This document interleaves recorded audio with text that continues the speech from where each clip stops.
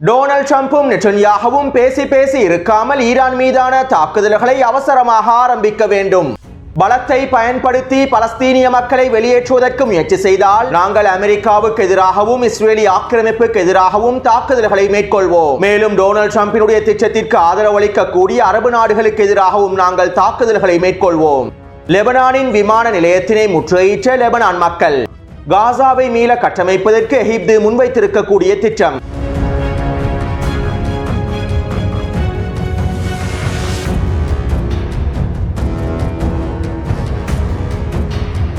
Lebanon அரசியல் களத்தில் தோல்வியடைந்திருக்கக்கூடிய அமெரிக்காவும் இஸ்ரேலி ஆக்கிரமிப்பும் லெபனானிலே ஈரானினுடைய செல்வாக்கை குறைப்பதற்கான தொடர்ச்சியான அழுத்தங்களை வழங்கி வருகின்றார்கள். லெபனானிலே இஸ்ரேலி ஆக்கிரமிப்பு முழுநீள போரை ஆரம்பித்ததிலிருந்து லெபனானினுடைய சர்வதேச விமான நிலையத்திற்குள்ளே ஈரானிய விமானங்கள் களமிறக்கப்படுவதனை இஸ்ரேலி ஆக்கிரமிப்பும் அமெரிக்காவும் அனுமதிக்கவில்லை. ஈரானிய விமானங்கள் லெபனானின் விமான நிலையத்தில் களமிறங்குமாக இருந்தால் நாங்கள் லெபனானின் விமான நிலையத்தினை இலக்கு வைத்து வான்வழி தாக்குதல்களை மேற்கொள்வோம் என்றும் லெபனான் சர்வதேச விமான நிலையத்தினை முழுமையாக தரைமட்டமாக்கி விடுவோம் என்றும் இஸ்ரேலிய ஆக்கிரமிப்பு தலைமைகள் எச்சரிக்கை செய்திகளையும் வெளியிட்டிருந்தார்கள். இதைத் தொடர்ந்து ஈரானிய விமானங்களின் மூலமாக மனிதாபிமான உதவிகள் கூட லெபனானுக்குள்ளே களமிறக்கப்படவில்லை. ஈரானினுடைய மனிதாபிமான விமானங்கள் ரஷ்ய விமானங்கள் மூலமாகவே லெபனானுக்குள்ளே களமிறக்கப்பட்டிருந்தன. லெபனானிலே ஜனாதிபதி ஒருவர் தெரிவு செய்யப்படாமல் இருந்ததனாலும் லெபனானுக்கான புதிய அமைச்சரவையும் புதிய அரசாங்கமும் தெரிவு செய்யப்படாமல் இருந்ததனாலும் அந்த சந்தர்ப்பத்தில் ஹிஸ்புல்லா இராணுவத்தினரும் அமைதியாகவே இருந்தார்கள். இருப்பினும்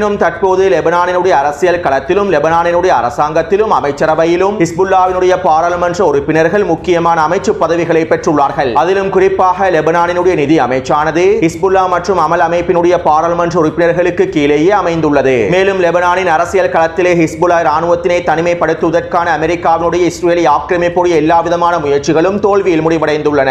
எனவே தற்போது லெபனானினுடைய அரசியல் களம் ஸ்திரத்தன்மையை அடைந்திருப்பதனால் நேற்று மாலை லெபனான் பயணிகளை உள்ளடக்கிய ஈரானிய விமானம் ஒன்று லெபனானினுடைய விமான நிலையத்திலே களமிறங்கியது. இருப்பினும் இந்த சந்தர்ப்பத்தில் அமெரிக்காவும் இஸ்ரேலி ஆக்கிரமிப்பும் தலையிட்டு ஈரானிய விமானத்தினை லெபனானுக்குள்ளே தரையிறங்க விடக்கூடாது என லெபனானினுடைய அரசாங்கத்திற்கு உச்சக்கட்ட அழுத்தங்களை வழங்கியிருந்தார்கள். குறிப்பாக லெபனானினுடைய ஜனாதிபதிக்கு உச்சக்கட்ட அழுத்தங்களை வழங்கியிருந்தார்கள். இந்த ஈரானிய விமானத்தின் மூலம் ஹிஸ்புல்லா இராணுவத்திற்கு தேவையான நிதி உதவிகள் கொண்டு வரப்பட்டுள்ளன என்றும் ஹிஸ்புல்லா இராணுவத்திற்கு உதவி செய்யக்கூடிய தங்க நகைகளும் இந்த ஈரானிய விமானத்தின் மூலமாக கொண்டு வரப்பட்டுள்ளது என்றும் அமெரிக்க தலைமைகள் குற்றம் சுமத்தி இந்த விமானம் தரையிறங்குவதை தடுத்து நிறுத்துவதற்கான எல்லா விதமான அழுத்தங்களையும் வழங்கியிருந்தார்கள். இதைத் தொடர்ந்து லெபனானினுடைய போக்குவரத்து துறை அமைச்சகம் ஈரானிய விமானத்தினை தரையிறங்குவதற்கான அனுமதியை ரத்து செய்தார்கள். அமெரிக்காவின் உச்சக்கட்ட அழுத்தங்களுக்கு அமைவாகவே ஈரானிய விமானத்தினை தரையிறங்க விடவில்லை. இந்த விமானத்தின் மூலமாக வருகை தந்திருந்த லெபனான் நாட்டு பயணிகளோடு குறித்த விமானத்தை ஈரானுக்கு திருப்பி அனுப்பினார்கள். இதைத் தொடர்ந்து கோபமடைந்த ஹிஸ்புல்லாவுக்கு ஆதரவான லெபனான் மக்கள் லெபனானினுடைய விமான நிலையத்தினை முழுமையாக முற்றுகையிட்டார்கள். விமான நிலையத்திற்கு செல்லக்கூடிய ஒட்டுமொத்த பாதைகளையும் முற்றுகையிட்டார்கள். ஈரானிய விமானம் லெபனானிலே தரையிறங்குவதற்கான அனுமதியை வழங்காவிட்டால் ஒரு அமெரிக்க விமானம் கூட லெபனானிலே தரையிறங்குவதற்கு நாங்கள் அனுமதிக்கப் போவதில்லை என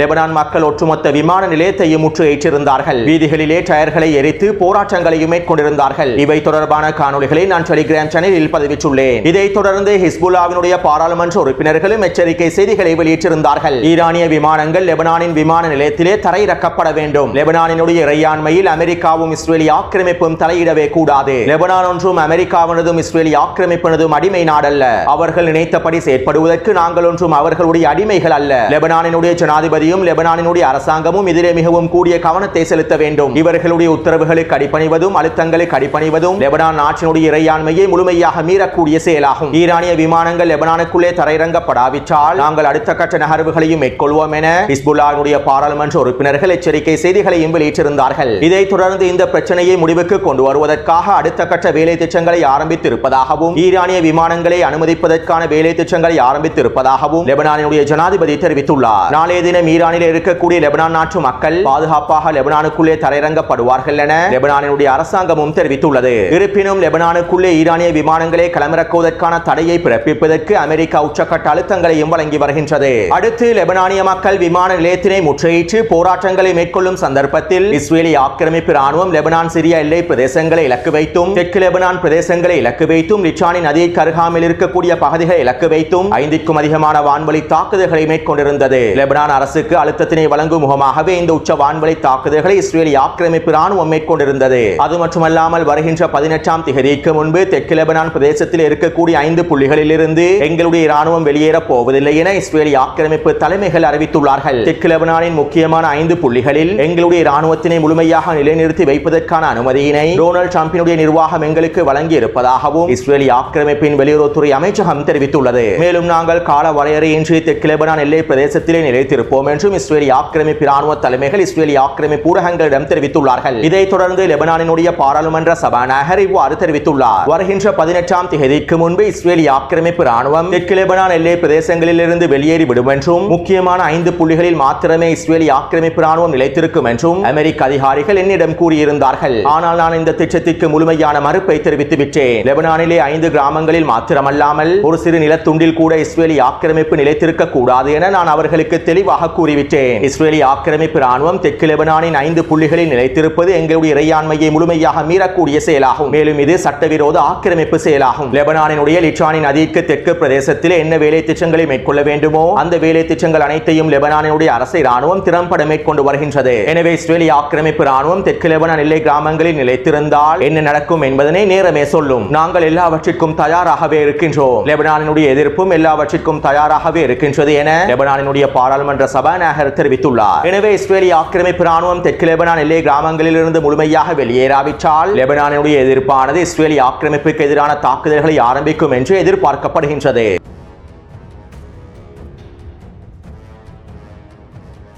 காசா தொடர்பான டொனால்ட் ட்ரம்பினுடைய திட்டத்திற்கு எதிராகவும் காசாவில் இருக்கக்கூடிய பலஸ்தீனிய மக்களை இடம்பெயரச் செய்வதற்கான திட்டத்திற்கு எதிராகவும் ஒட்டுமொத்த சர்வதேசமும் தங்களுடைய எதிர்ப்பை வெளிப்படுத்த வேண்டும் என பலஸ்தீனிய தலைமைகள் அழைப்பு விடுத்துள்ளார்கள். காசாவிலும் வெஸ்ட் பேங்க் பிரதேசத்திலும் இருக்கக்கூடிய பலஸ்தீனிய மக்களை இடம்பெயரச் செய்வது ஒரு மிகப்பெரிய இன அழிப்பு செயற்பாடாகும். எனவே இந்த இன அழிப்பு செயற்பாட்டிற்கு எதிராக ஒட்டுமொத்த சர்வதேச மக்களும் தங்களுடைய எதிர்ப்பை வெளிக்காட்ட வேண்டும் என்று பலஸ்தீனிய தலைமைகள் கோரிக்கை விடுத்துள்ளார்கள். இதற்கமைவாக நேற்றிரவும் நியூயார்க் நகரிலே ஆர்ப்பாட்டங்களும் போராட்டங்களும் ஆரம்பிக்கப்பட்டிருந்தன. காசா மீதான உங்களுடைய கைகளை எடுத்து விடுங்கள், பலஸ்தீனிய மக்களுக்கான சுதந்திரத்தினை வழங்குங்கள், இஸ்ரேலிய ஆக்கிரமிப்பை ஒரு பயங்கரவாதமாக அறிவியுங்கள் என நூற்றுக்கணக்கான அமெரிக்கர்கள் நியூயார்க் நகரிலே ஆர்ப்பாட்டங்களை மேற்கொண்டிருந்தார்கள். இதே போன்று நாளைய தினமும் நாளை மறுதினமும் அமெரிக்காவிலும் ஒட்டுமொத்த ஐரோப்பாவிலும் டொனால்ட் ட்ரம்பினுடைய திட்டத்திற்கு எதிராக அமைதி ஆர்ப்பாட்டங்களும் போராட்டங்களும் நடைபெற இருப்பதாக செய்திகள் வெளியாகியுள்ளன. அடுத்து காசாவில் இருக்கக்கூடிய பலஸ்தீனிய மக்களை வெளியேற்றாமல் அவர்களை காசாவிற்குள்ளே வைத்துக் கொண்டு காசாவை முழுமையாக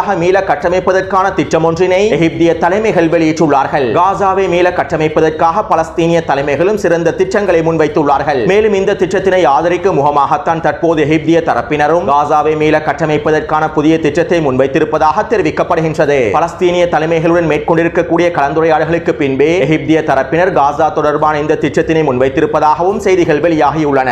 அத்தோடு எகிப்தினுடைய இந்த திட்டம் தொடர்பாக ஏனைய அரபு நாடுகளும் கலந்துரையாடல்களையும் பேச்சுவார்த்தைகளையும் மேற்கொண்டு அவற்றை செயல்படுத்துவதற்கான வேலை திட்டங்களையும் ஆரம்பிப்பார்கள் என்றும் எதிர்பார்க்கப்படுகின்றது. அதே நேரம் காசாவில் இருக்கக்கூடிய பலஸ்தீனிய மக்களை முழுமையாக காசாவில் இருந்து வெளியேற்றாமல் காசாவில் எந்த விதமான வேலை திட்டங்களையும் மேற்கொள்ள முடியாது என்றும் காசாவை புனரமைக்கவே முடியாது என்றும் டொனால்ட் ட்ரம்பினுடைய மத்திய கிழக்கு நிர்வாகம் தொடர்ச்சியாக கருத்துக்களை வெளியிட்டு வருகின்றது. அது மட்டுமல்லாமல் காசாவில் இருக்கக்கூடிய பலஸ்தீனிய மக்களை முழுமையாக வெளியேற்றாமல் காசாவை மீள புனரமைப்பதற்கான எந்த ஒரு திட்டத்தையும் டொனால்ட் ட்ரம்ப் ஏற்றுக்கொள்ள மாட்டார் என்றும் அமெரிக்க அதிகாரிகள் கருத்துக்களை ஊடகங்களிடம் வெளியிட்டுள்ளார்கள். அத்தோடு அமெரிக்காவின் பென்டகனானது டொனால்ட் ட்ரம்பினுடைய திட்டத்தினை எகிப்து முழுமையாக ஏற்று நடக்க வேண்டும் என அழுத்தங்களை வழங்குவதற்கு தயாராக இருப்பதாகவும் செய்திகள் கசிவடைந்துள்ளன. எகிப்துக்கு எதிராக பென்டகன் வழங்கக்கூடிய அழுத்தங்கள் இராணுவ அழுத்தங்களாகவும் இருக்கலாம் என்றும் தெரிவிக்கப்படுகின்றது. அதாவது அதிகளவான இராணுவ உதவிகள் எகிப்துக்கு அமெரிக்காவிடமிருந்தே வழங்கப்படுகின்றது. எகிப்திய நாட்டின் இராணுவத்திற்கான எல்லா விதமான உதவிகளையும் அமெரிக்காவே நேரடியாக வழங்குகின்றது. தற்போது எகிப்தானது டொனால்ட் ட்ரம்பின் இந்த திட்டத்திற்கு சம்மதிக்காவிட்டால் எகிப்திய இராணுவத்திற்கான அனைத்து உதவிகளையும் முழுமையாக தடுத்து நிறுத்துவதாக பென்டகனுடைய அதிகாரிகள் எகிப்திய இராணுவ தலைமை அதிகாரிகளுக்கு தெரிவித்திருப்பதாகவும் எகிப்திய ஊடகங்கள் செய்திகளை வெளியிட்டுள்ளன.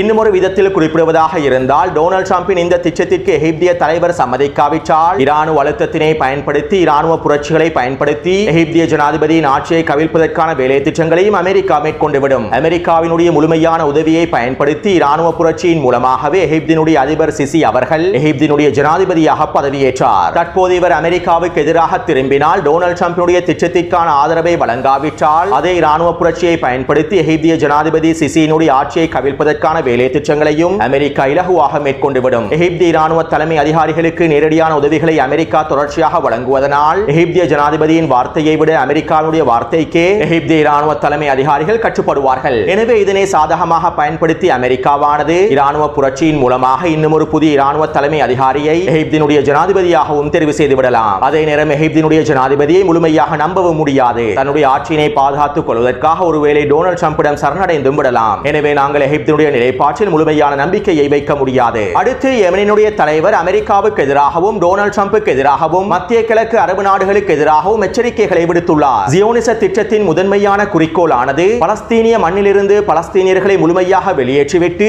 இஸ்லாமிய புனித தலங்களை குறிவைத்து முழுமையாக தரைமட்டமாக்குவதாகும். பலஸ்தீனியர்களை முழுமையாக வெளியேற்றிவிட்டு அல்-அக்ஸா மசூதியை இடித்து தரைமட்டமாக்குவதற்கே ஜியோனிசம் விரும்புகின்றது. அத்தோடு அமெரிக்காவினுடைய இந்த திட்டமானது மத்திய கிழக்கில் இருக்கக்கூடிய அரபு நாடுகள் இந்த திட்டத்தினை ஏற்றுக்கொள்வதை பொறுத்தே தீர்மானிக்கப்பட போகின்றது. இதனால் அரபு நாட்டு ஆட்சியாளர்கள் மற்றும் மக்கள் மீது மிகப்பெரிய பொறுப்பை ஏற்படுத்துகின்றது. எகிப்து, ஜோர்டான் மற்றும் சவுதி அரேபியா ஆகிய நாடுகள் டொனால்ட் ட்ரம்பினுடைய இந்த திட்டத்தினை உத்தியோகபூர்வமாக நிராகரிக்க வேண்டியது மிக முக்கியமானதாகும். மேலும் இந்த நிலைப்பாட்டில் இவர்கள் உறுதியாகவும் வலிமையாகவும் நேர்மையாகவும் இருக்க வேண்டும். சர்வதேச முஸ்லிம் சமூகத்தினை ஏமாற்றுவதற்காக இரு முகங்களோடு செயற்படக்கூடாது. நேர்மையான முறையில் டொனால்ட் ட்ரம்பின் இந்த திட்டத்தினை நிராகரிக்க வேண்டும். அமெரிக்கர்களும் இஸ்ரேலிய ஆக்கிரமிப்பாளர்களும் அவர்களுடைய பலத்தை பயன்படுத்தி காசாவில் இருக்கக்கூடிய பலஸ்தீனிய மக்களை வெளியேற்றுவதற்கு முயற்சி செய்தால் அல்லது அரபு நாடுகளுடன் ஒப்பந்தங்களை மேற்கொண்டு காசாவில் இருக்கக்கூடிய பலஸ்தீனிய மக்களை பலத்தை கொண்டு வெளியேற்றுவதற்கு முயற்சி செய்தால் நாங்கள் இஸ்ரேலிய ஆக்கிரமிப்புக்கு எதிராகவும் அமெரிக்காவுக்கு எதிராகவும் தாக்குதல்களை மேற்கொள்வோம். டொனால்ட் ட்ரம்பின் திட்டத்திற்கு ஆதரவளிக்கக்கூடிய அரபு நாடுகளுக்கு எதிராகவும் நாங்கள் தாக்குதல்களை மேற்கொள்வோம். எதிரிகளுக்கு எதிராக மாத்திரமல்ல, துரோகிகளுக்கு எதிராகவும் நாங்கள் மிகப்பெரிய போரை ஆரம்பிப்போம். எங்களுடைய ஒட்டுமொத்த கடற்படைகளையும் வான்படைகளையும் தரைப்படையையும் களமிறக்குவோம். செங்கடல் பிரதேசத்திலே எங்களுடைய ஒட்டுமொத்த கடற்படையையும் களமிறக்கி செங்கடல் பிரதேசத்தை முழுமையாக கைப்பற்றுவோம். ஏன் செங்கடல் பிரதேசத்தினை யெமனினுடைய வளைகுடாவாகவே பேருமாற்றம் செய்வோம். யாரெல்லாம் டொனால்ட் ட்ரம்பின் இந்த திட்டத்தினை செயற்படுத்துவதற்கு உதவி அளிக்கின்றார்களோ அவர்களுக்கு எதிராகவும் நாங்கள் இராணுவ நடவடிக்கைகளை முழுமையாக ஆரம்பிப்போம். பலஸ்தீனிய மக்களுக்கு எதிராக மேற்கொள்ளப்படக்கூடிய மிகப்பெரிய இந்த ஆக்கிரமிப்பை பார்த்துக் கொண்டு நாங்கள் ஒரு பொழுதும் சும்மா இருக்க போவதில்லை.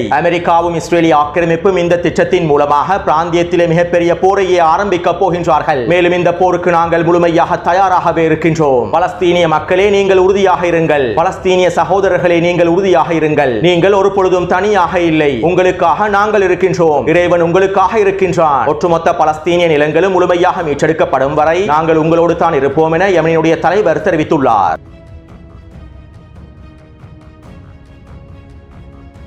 அமெரிக்க விஜயத்தின் போது ஈரானினுடைய அணுசக்தி தளங்களை இலக்கு வைத்து தாக்குதல்களை மேற்கொள்வது தொடர்பாக நெட்டன்யாஹூ டொனால்ட் ட்ரம்போடு ரகசியமான கலந்துரையாடல்களை மேற்கொண்டிருப்பதாக அமெரிக்க ஊடகங்கள் தெரிவித்துள்ளன.